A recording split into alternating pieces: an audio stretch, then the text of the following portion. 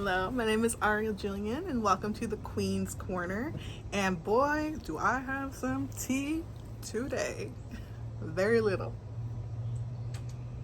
We're gonna drink it all up today. So the title of today is Why the Government Laughs at Reparations and We Should Too. So, if you were like any intelligent, smart American in our community, then you have had the question of why don't they give Black people reparations? And why is it so hard for them to acknowledge that our community needs something from them, from the government? And I'm going to break this down to you a little bit. Because I have thought about this on many occasions for several of years, and I know this is a topic that a lot of people talk about. But I want to start here. I want to start with the fact that we were lied to in the education system, okay? We're not from Africa. I'm talking about my community. We are not from Africa. We are American Indians. We are the descendants of the original inhabitants of this land. Okay? But in main society, social media, we still kind of identify with Black or African American. So when we go to the government asking for reparations for this Black community, we don't even know who we are first. Okay? So that's why the government is laughing, because they see that their tactics of keeping us asleep and keeping us under their rule has worked. Okay? As a Black community, what does that mean? Okay. Now, if we go to the government as an African American asking for reparations, they're going to say, oh, well, we need to study slavery. We really need to see what the impacts were. And that's because they were lying in the first place. Okay. We were not brought over here on chains, not 10 million of us in the 1600s. It just did not happen. It wasn't possible. And that's going to be a whole different video, but it was not possible. Okay. And so that's why they're laughing at it, because they realize the lies that were told in education and the fact that a lot of us still believe it. Okay. And if our people really woke up to who we really were, which is the first inhabitants of this land, right? American Indians, then we will realize that this government was never meant for us in the first place. We have no business in this government. Okay?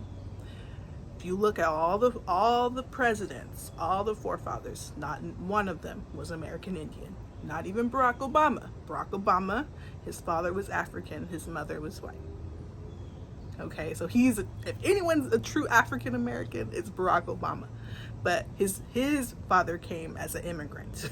Okay, so none of the presidents have represented us, and they never will, because if they actually acknowledged what happened to the American Indians, then they will have to acknowledge that our land was actually stolen from us, and they stole it. And then they would have to literally give back the whole country in reality. And that's just not happening with this government. So they laugh at reparations, but we should too. Because why would we ask for handouts from someone that we know was not for our best interest in the first place? And I'm not saying that I have all the answers, because I don't. I do believe that everything happens for a reason, and also everything is generational. So I believe that this generation, it was really the breaking point for all the lies. Like you can't hold a lie for more than 100 years. Like something has to break, and it's the breaking point. So the lies are being uncovered. And I feel like as more Americans wake up to the truth, that the government is slowly going to decline and something new will have to take its place. Do I know what that is yet? No, I don't. But what I'm here for is for making my people, the American Indians, and even if you're just an American, okay, how far does your immigrancy go? Your immigrancy go to? Research your family, because you know what? Even immigrants, you might even want to go figure out where your motherland is, and that's fine too. We've all been lied to, not just my people. A lot of us have been lied to in the education system. But as American Indians, I feel like we just all need to start resonating with the truth and start really teaching our youth what the truth is. Now, do I believe that the government owes us something? No. They have already proven themselves. We don't need nothing from the government. What we need to do as a people is come together, use our buying power to create our own government. Now, how long that will take, I don't know. But we all start with ourselves, right? We all start with owning what we can, being business owners or working with other American Indians of the nature to create franchises for our community. Okay, I believe it starts there, and I believe it starts with the truth. Okay, we need to stop going to this government with our hands out, wanting something from them that it was never designed to give us in the first place. This government wanted all Indians eradicated or assimilated. And it may have happened for a time, but we realized something is wrong. Something is not right. Okay? But we should laugh at the thought of reparations too, because you can't just steal someone's land and then think that a monetary, like a little burst of money is going to solve that. No, there was some innate issues that needed to happen. Now, do I believe that there can be a new world with multiple, what am I trying to say? Multiple nationalities living in harmony and peace? Yes. I believe that is the heart of America. Yes. But we have to understand, and we have to stop lying about the past of who was here and who was in charge. Because you have a whole community that is walking around with identity crisis. I would say it's an identity crisis. We hate ourselves and we hate our people because we know there is something innately wrong. Okay? And do I believe that it was a mistake for America to come into fruition? No, I don't, because everything happens for a reason. And I do believe that the missionaries who came here with their intentions, whether it was for good or bad, they did bring Christ. They brung the Bible, and they brung those things, and our community has accepted those things, and I believe that we should have. And I believe that as a Christian, now that I know this knowledge, I won't be looking for revenge.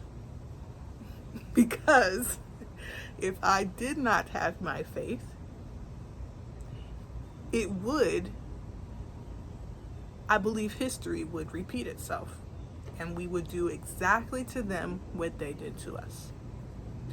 But that's not what God wants. God wants us to learn from our history so we do not repeat the past.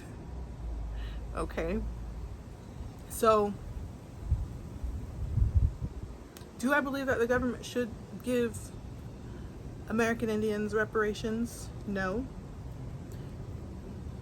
I don't think we should look to this government for anything, honestly. We need to look to ourselves and our people in our community, and we need to start loving each other and working with each other better, because we know better. We were not slaves. We were not in chains. Okay, slavery was not as bad as they taught. What you guys' depiction of slavery mostly comes from made up movies. Made up movies. Okay? Just because The Woman King comes out, just because 12 Years a Slave comes out, does not mean that was real history. We have to stop taking these movies and thinking that that was really the past. And we have to start looking into who is funding this movie and what would their agenda be behind it. Okay? So I laugh at thinking about reparations, because that's not going to solve nothing. That's only going to say that we are in servitude to this government. And are we in servitude to this government that has done nothing but socially put us in test tubes and just play with our community like we're just puppets of some of their sixth show? No.